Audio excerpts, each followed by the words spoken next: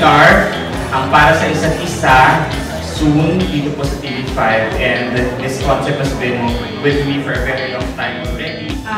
Kung may isang bagay sa inyo, may isang parte ng inyong buhay na gusto niyo balikan, ano yung mga bagay? Babalikan ko siguro yung time paano naging love yung Mami Dad ko. What if kung hindi sila, nag-end up sila together until now? Ano yung life? Paano ako napalaki? Yung last moment na okay pa yung lola ko. Kasi yung natapos ng aneurysm, I chose to go to work. Not knowing na yun na pala yung last time na makikita